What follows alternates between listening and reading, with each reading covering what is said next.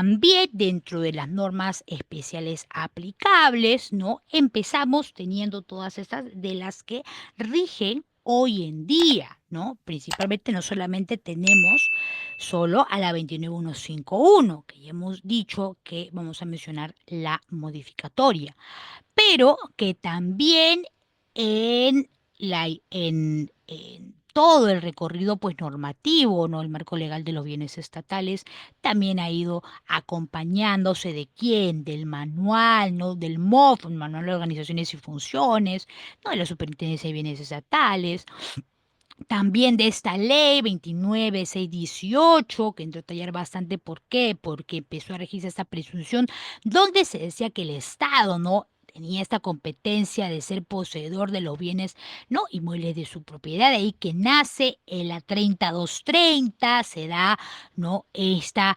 simplificación no de los procedimientos no explícitamente de los bienes estatales, pero en el marco de la promoción de la inversión, ¿no? Del país, también se da la 27658, la ley de modernización de la gestión del Estado, esto con la finalidad también de poder en algún momento también, ¿no? Esto se dio para que se pudiera fusionar los diferentes tipos de modificatorias que se le hicieron al reglamento de bienes estatales. Entonces, esto también contribuyó a estos cambios. Ahora bien, dentro también del Código Civil, cuando nosotros hablamos, lógicamente, de los bienes no estatales, ¿no? Directamente también estamos hablando de qué comprende este alcance, ¿no? El Código Civil nos habla acerca, ¿no? Del abandono de tierras. ¿Y qué es lo que nos decía, no? Que con relación a este punto, ¿no? El Código Civil nos decía, ¿no? Que teníamos ciertos principios en la cual, ¿no? De cierta manera, una propiedad podía ser, no podía hablarse de ser, pues, ¿no? Transferible, retornar a un dominio, ¿no? En este caso del Estado, para su posterior no venta, o sea, que sea adjudicado a quién, al Estado, porque de repente puede ser que haya sido una propiedad que no o un terreno, por ejemplo, ¿no? O sin construcción, ¿no? Que haya de repente en su momento no haya pasado o adjudicado ser necesariamente por COFOPRI. Y muchas veces esto que le decíamos anteriormente, ¿no? Que inicialmente, ¿no? Los terrenos que habían sido, ¿no? Adjudicados por COFOPRI, ¿no? Inicialmente cuando se dio la competencia para que estos sean cedidos, dijimos en algún momento, a título gratuito, ¿no? Estos daban pie a qué cosa, a que cuando posteriormente, ¿no? Dejando claro, ¿no? O sea, que COFOPRI en su momento asumió, ¿no? La responsabilidad de la formalización, ¿no? De terrenos, pero en áreas específicas. ¿Y qué pasó dentro, digamos, del marco normativo? ¿No? Toma a quién? A las entidades, pues, municipales, ¿no? Como, digamos, unas bajo la manga, ¿no? Dando esta transferencia de funciones, ¿no? Para, digamos, ciertas, ¿no? Propiedades que no habían sido directamente intervenidas por ellos, o sea, aquí me refiero por COFOPRI. Entonces, esto hacía que se establecieran, ¿no? En ambas entidades estas competencias para que pudieran formalizar estos derechos de la propiedad. Entonces, pero para que se diera esto, ¿no? Tenía, ¿no? Una condición muy importante. ¿M? ¿Qué es lo que nos decía, ¿no? Que por un lado, las áreas, ¿no? Que iban a ser formalizadas, por ejemplo, por las municipalidades, ¿no? Provinciales, no tenían por nada del mundo que haber sido previamente intervenidas por quién, por COFOPRI. Entonces, ¿esto qué dispuso en su momento? ¿No? En el transcurrir, porque esto es dentro del marco normativo. ¿Y qué se dispuso? ¿No?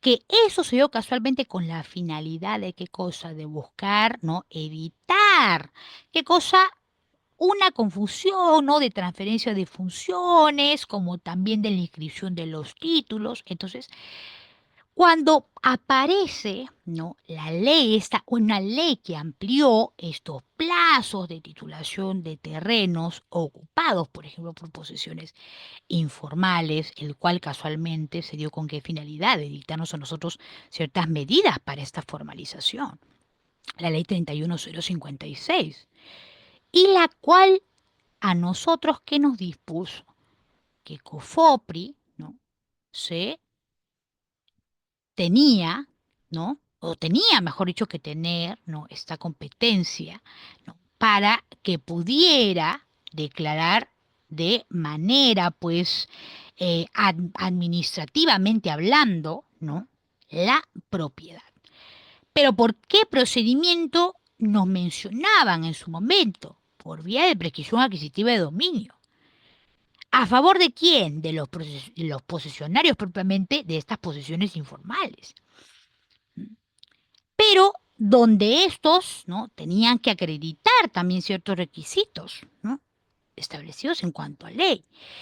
Entonces, pero eso también fue muy sonado, ¿no? Porque fue una ley que también entró, ¿no?, en muchos dimes y diretes, ¿no? Se decía, pero ¿cómo se tiene que tener un servicio exclusivo? Que cómo no se va a tener, ¿no?, una ley que pueda ampliar estos plazos de titulación para exclusivamente para las posesiones informales, ¿no?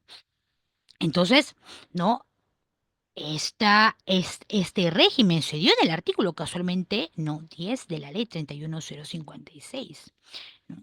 Entonces, ¿por qué? Porque se buscaba, ¿qué cosa? El amparo a una normativa, ¿no?, donde nos hablaran a nosotros, ¿no?, que la intención, ¿no?, era, ¿no?, llegar hasta la inscripción de los títulos de propiedad, no en los registros públicos, o sea, no quedarse ahí nada más. Entonces, esto fue lógicamente una disposición que se empezó, ¿no?, a mencionar, se le dio lógicamente bastante auge dentro, ¿no?, de la normativa. Ahora bien, dentro también de la finalidad jurídica y social, ¿no?, que se tiene, pues nosotros tenemos, ¿no?, las entidades del Estado, ¿no?, deben otorgar, nos dicen acá, un eficiente uso y aprovechamiento económico-social de sus bienes. Y lógicamente, porque nosotros, ¿qué tenemos, no? Cuando nos habla del uso de los bienes inmuebles estatales, ¿no? Esto vamos a poder primero, si tuviéramos que identificar, ¿no?, cada uno de estos bienes inmuebles que forman parte, ¿no?, de de este gran grupo, ¿no? Van a poder muchos de ellos ser destinados para servicios públicos, para industria, vivienda, proyectos especiales, turismo. ¿M?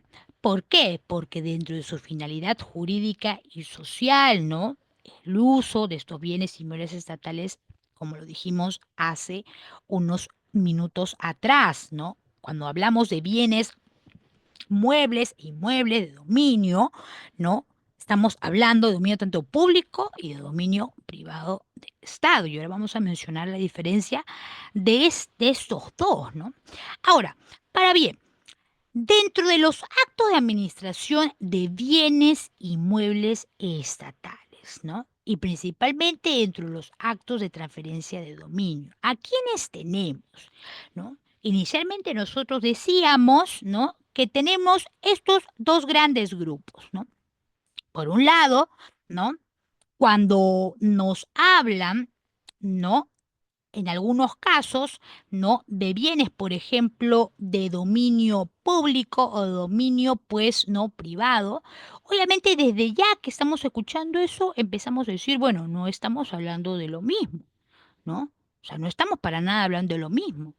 En algunos casos vamos a poder ver en función de lo que el derecho a la propiedad nos habla explícitamente en cuestiones de que no en todos estos dos nos decían que sus competencias iban a ser, ¿no?, embargables, transferibles, inalienables. Entonces se empezó a designar, ¿no?, ciertas características para poder diferenciar uno del otro, ¿no? Por un lado nos hablaban, ¿no?, del bien de dominio público. ¿Y qué que nos decía acá, ¿no? En un bien de dominio público. Por un lado, ¿no?, nosotros teníamos que conocerlo como aquellos bienes, ¿no?, que de todas maneras, aún así, ¿no?, sean de titularidad pública, podían, por sus mismas competencias, ¿qué cosa? Encontrarse afectos a un uso general. O sea, ¿qué es lo que nos decía la normativa? Esta afectación en uso directamente, que ya nos empezaban a hablar directamente para este tipo de casos explícitos, ¿eran con qué finalidad? Porque podían usarse, por ejemplo, para espacios públicos, o sea, todos aquellos usos que podríamos imaginarnos que puedan ser de aprovechamiento del ciudadano. Dentro de esto no solamente estaban los espacios públicos, estaban también, ¿qué cosa? Dentro de los grupos, en las anteriores diapositivas lo mencionamos. ¿Qué cosa? Podrían ser, por ejemplo, ¿no?, o podían comprender en este caso playas, islas, río, hasta incluso patrimonio cultural. Pero también el principio del derecho a la propiedad que nos decía nuestro Código Civil. Ese tipo de bienes de dominio público exclusivamente teníamos que entenderlo como aquellos que iban a ser inalienables. ¿Y qué nos decían con esto? ¿No?